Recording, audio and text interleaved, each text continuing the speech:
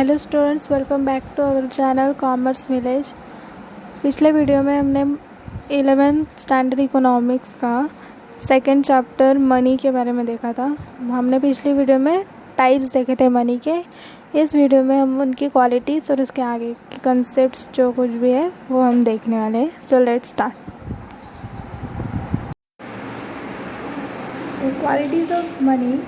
The qualities of money are as follows. First quality is general acceptability. Anything which is used as money must be easily accepted by all for exchange purpose. ये देखिए, हम money को हर किसी exchange purpose में use कर सकते हैं। अगर हमें कुछ चाहिए तो हम इसके बदले में इजीली मनी दे सकते हैं। पहले केस में कैसा था कि हमें किसी चीज़ को लेने के लिए हमें दूसरी चीज़ देनी पड़ती थी, तो हम अभी डायरेक्टली मनी देके हमारा काम आसान कर सकते हैं। Then second quality is divisibility. Money should be easily divisible into smaller denominations to facilitate small transaction. जो हमें अगर कोई 1 रुपये की भी चीज़ चाहिए तो हम डायरेक्टली उसको उतने 1 रुपये दे सकते हैं। मतलब हम इसको आसानी से मनी को डिवाइड कर सकते हैं स्मॉल ट्रांजेक्शन में भी। अगर हमें पहले के इसमें कैसा था, बार्टर सिस्टम में हमें कोई चीज़ देनी भी थी तो हम उसको, अगर हमें छोटी चीज़ चाहिए तो हम उसको डिवाइड नहीं कर सकते, हम मनी को इसे डिवाइड कर सकते हैं। एंड थर्ड है durability. Money should also possess the characteristic of durability. Durability की ये बहुत इम्पोर्टेंट क्वालिटी होती है। Currency notes and coins are being used repeatedly and shall continue to do so for years together on account of durability. हम इन्हें बहुत साल तक यूज़ भी कर सकते हैं, हम इसको स्टोर भी कर सकते हैं, बट हम कभी भी यूज़ कर सकते हैं। ऐसा नहीं है कि हम उसको ज़्यादा टाइम हो गया तो हम उन्हें यूज़ नहीं कर सकते।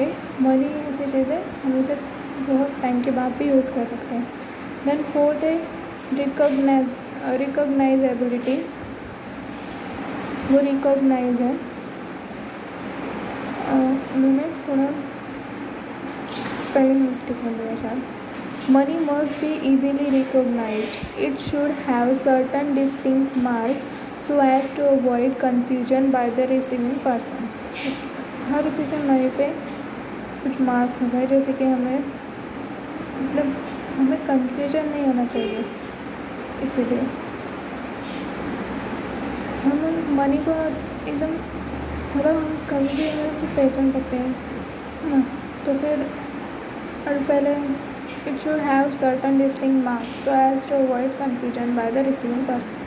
उस पर एक ऐसा स्पेशली मार्क होता है जिससे हमें कोई कन्फ्यूजन ना हो। फिर है fifth portability. It should be easy to carry from one place to another without any difficulty, expense and inconvenience. Example, currency notes are easily portable. देखिए, अब हम मनी ऐसी चीज़ है जो हम कहीं भी कैरी कर सकते हैं बिना किसी डिफ़िकल्टी के, तो फिर ये इसकी पोर्टेबिलिटी हो गई। नेक्स्ट पेज पर देखते हैं।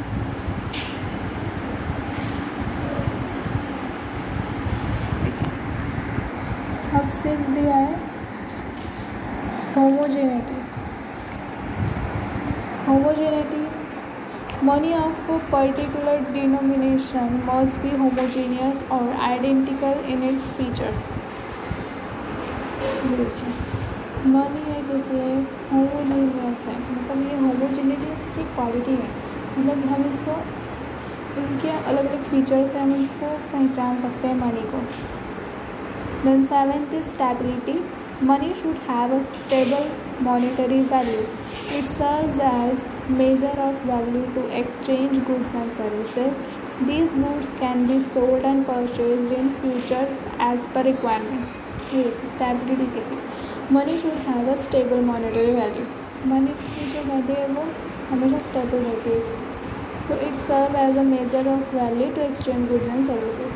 हम उनको कुछ गुड्स को हम एक्सचेंज करने में, मतलब जो कोई भी वैल्यू होती है वो हम उनको एक्सचेंज में यूज़ करते हैं. These goods can be sold and purchased in future as per requirement. तो ये हमने देखी है हमारी पूरी क्वालिटीज़ मनी की. फिर हमें आगे दिया है functions of money. Functions of money. Functions of money में हमें 3 टाइप्स दिए.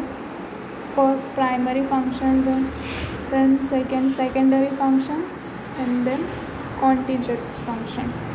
तो हम देख लेते हैं first primary functions. Primary functions medium of exchange. ठीक है, फर्स्ट है medium of exchange. The most important function of money is to serve as a medium of exchange. Any commodity can be purchased or sold for money. अभी हमें कोई भी चीज़ cell करनी हो या फिर परचेज करनी हो, हमें वहाँ पे मनी का मतलब मनी की हेल्प पड़ती है. हम मनी को उसके एक्सचेंज में यूज़ कर सकते हैं. सो ये मीडियम ऑफ एक्सचेंज हो गया. Then second measure of value और unit of account. Price is the value of commodity or a service expressed in terms of money. ठीक है, ये हमें मेज़र करने में मतलब हर किसी भी इसकी मेज़रमेंट करने में उसकी वैल्यू कितनी है और यूनिट क्या है, हम उसको price is the value of a commodity और a service expressed in the term of money. Money enables to compare the prices of commodities. Different currencies are used to express the value of commodity in different countries. ये देखिए, अभी हम अलग अलग तरह के money use कर सकते हैं. अभी हमें कुछ चीज़ें चाहिए तो हम उसके बदले में उसके कंपैरिजन के मतलब उसके प्राइस के कंपैरिजन की हम उसको मनी देते हैं. तो वे हमें बताया गया है. मतलब जैसे डिफरेंट कंट्रीज होती है उनकी करेंसीज भी डिफरेंट होती है. अभी एग्जांपल दिया है rupee in India, dollar in USA, pound in UK, yen in Japan, etc. Income and expenditure of all kinds, assets and liabilities are stated in the terms of money as a unit of account. ये ऐसे मतलब assets and liabilities जो कुछ होती है हमने accounts में पढ़ा है. liabilities जो हमारे पास होती है, assets हमें वहाँ पे हमें पैसे देने पड़ते हैं. मतलब इनकम एंड एक्सपेंडिचर होता है तो उसमें हमें मनी यूज़ करनी होती है. तो यहाँ पे भी मनी का फंक्शन बहुत अच्छे से काम होता है. सेकेंड फिर बाद में दिया secondary function. First is standard of deferred payments. Under barter system taking loan was easy but it's repayment was difficult because loan was in the form of grain, cattle etcetera. भी देखिए barter system में कैसा था, अगर हम loan ले सकते थे बहुत आसानी से दे सकते, लेकिन अगर हमें उसका रीपेमेंट करना हो तो वो बहुत डिफ़िकल्ट था. क्योंकि अभी हमें अगर बहुत टाइम के बाद हम उसको रीपेमेंट करेंगे तो पहले कैसे था, हम लोन के बदले में क्या देते हैं, ग्रेन्स देते थे, कैटल्स जो कुछ भी थे, वो तो हम ज़्यादा समय तक नहीं कर सकते ना. So money has overcome this difficulty. Money ने इस डिफ़िकल्टी को कम कर दिया. Payments to be made at a future date is called deferred payments. जो भी पेमेंट्स फ्यूचर में होने वाले हम उसको डिफर्ड पेमेंट्स कहते हैं. So by serving as a standard measure of payment over a time money makes borrowing and lending easy. Money के हेल्प से हमारा जो बोरोइंग और लेंडिंग जो था वो बहुत ईजी तरीके से होने लगा. मतलब जो कुछ भी लोन की जो टर्म है, मतलब लोन जो होता है वो मनी की वजह से ज़्यादा इजी हो गया. बार्टर सिस्टम में जो था हमें उसके बदले में चीज़ें देनी पड़ती थी तो फिर वो चीज़ें ज़्यादा दिनों तक नहीं रख सकते थे. इसलिए जब रीपेमेंट हो रहा था तो फिर उसको वापस करना पॉसिबल नहीं था. तो ये डिफ़िकल्टी थी तो वो मनी की वजह से कम हो गई. Then second store of value. Money acts as a store of value. Money ये क्या होता है, money acts as a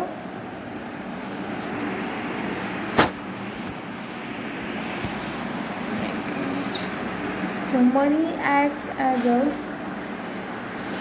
store of value. Money not only satisfy wants in the present but also make provision for satisfaction of wants in the future. अभी देखिए, भाई हमारा money जो है वो सिर्फ वांट सेटिस्फाई नहीं करता है, तो हमारे प्रेजेंट की सिर्फ वांट सेटिस्फाई नहीं करता है, तो फ्यूचर की भी करता है। This is possible due to savings, और ये सेविंग्स की वजह से पॉसिबल होता है। According to lord J.M. Keynes, money is a link between the present and future.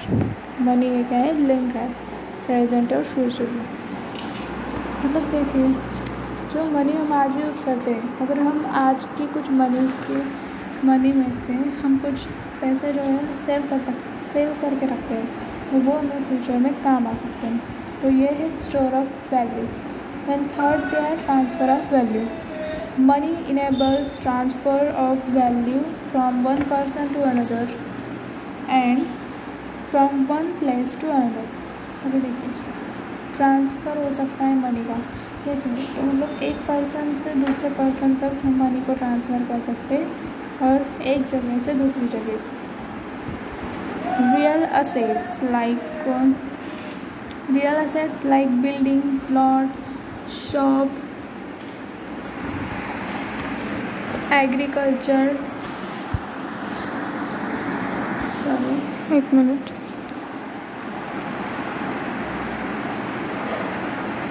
वो मेरा फ़ोन थोड़ा अपडेटेड हो गया था, सो हम कंटिन्यू करते हैं। Building, plot, shop, agricultural lands, etc. can be sold at one place and can be purchased at another place with the help of money. मतलब उसकी सेलिंग परचेसिंग जो है वो अलग अलग जगह पे होती है, तो ऐसे मनी को हम ट्रांसफ़र करते हैं। And C is contingent functions. According to professor Kinley, in modern period money plays an important role almost in all economic transaction। अभी देखें, अब इकोनॉमिक के सारे जो कुछ ट्रांजेक्शन है ऑलमोस्ट मनी का यूज़ किया जाता है, तो मनी बहुत इंपॉर्टेंट रोल प्ले करता है। फर्स्ट दिया है हमें measurement of national income. National income को मेज़र करने में भी मनी की हेल्प होती है। देखिए कैसे। National income is expressed in money terms। National income को भी हमने, नेशनल इनकम मतलब हमारा मनी ही होता है। Distribution of national income among the 4 factors of production is in terms of monetary rewards. देखिए, अभी नेशनल इनकम का 4 फैक्टर्स में मतलब 4 फैक्टर्स से प्रोडक्शन आता है, तो वो कौन सा होता है? Rent, wages, interest, profits, etcetera. Then second is basic of credit. Commercial banks create credit money on the basis of primary deposits. Money provides a liquid base for creation of credit money. तो एक basis मतलब commercial bank जो है money credit करती है, so money provide a liquid base for creation of credit money. Then third is imparts liquidity to wealth. Money is called the most liquid asset. Money को क्या कहा जाता है? लिक्विड एसेट कहा जाता है। Money can be easily converted into any asset and any asset can be converted into money, इसीलिए इसको लिक्विड एसेट कहा जाता है। Example, a person can purchase gold and if he wants he can sell it and purchase government bonds, securities, etc. भी देखें, फिर money की liquidity को हमने एक्सप्लेन कैसे किया है। अगर कोई पर्सन है जो गोल्ड को परचेज करता है और if he wants he can sell it and purchase government bonds, securities, etcetera. और अभी उसने गोल्ड परचेज़ कर लिया, फिर अब उसके मन में ऐसे विचार आता है कि वो उस गोल्ड को परचेज़ कर दे और उसके बदले में गवर्नमेंट बॉन्ड्स एंड सिक्योरिटीज़ लें, तो ऐसे मतलब एक असेट से दूसरे असेट्स में जाए। Then fourth, estimation of macro economic variables. Macroeconomic variables like gross national product GNP, total savings, total investment etc. can be easily estimated in monetary terms. Macro economics में जो कुछ भी टर्म्स आते हैं वो मनी के इसमें से होते हैं. It also facilitates government tax collection, preparation of budgets etcetera. सारे इसमें मनी का यूज़ होता ही है. तो ये फंक्शन हमने देख लिए मनी के. अब आगे हमें दिया है कंसेप्ट ऑफ ब्लैक मनी. फिर ब्लैक मनी ये क्या कंसेप्ट है. तो ब्लैक मनी तो हम सब लोगों ने सुना ही होगा. अभी हम देख लेते हैं कि ब्लैक मनी क्या है. Black money is any money which is received in cash but not accounted for and on which tax is not paid to the government. देखिए ब्लैक मनी का मतलब क्या होता है कि हमें वो रिसीव तो आता है लेकिन उसका कोई अकाउंट नहीं होता है और उस पर हम कोई टैक्स भी नहीं भर सकते गवर्नमेंट को. उसको ब्लैक मनी कहा जाता है. Black money is tax evaded income. Tax evaded income होता है मतलब हमें उसको कोई टैक्स नहीं देना पड़ता है. तो वो हमारा एक ऐसा इनकम होता है जिसके बदले में हमें कोई गवर्नमेंट को टैक्स नहीं देना होता है. It can be earn through both legal and illegal means. हम उसको लीगली भी मतलब लीगली भी कमा सकते हैं और इलीगली भी. मतलब जो भी हमारे जो इनकम होता है वो ब्लैक मनी में लीगल भी हो सकता है और इलीगल भी हो सकता है. Black money encourages illegal activities such as corruption, bribery, black marketing, holding etcetera. ये जो कुछ भी हमें ये इतने जो नाम बताए हैं इन सभी की इलीगल एक्टिविटीज़ हैं जिनके हेल्प से हमारे पास ब्लैक मनी आ सकती है. इनमें से जो भी कमाया गया इनकम ये ब्लैक मनी कहा जाता है. Then this creates obstacles in economic development. Economic, political and social instability are created in the economy due to black money. देखिए क्या होता है.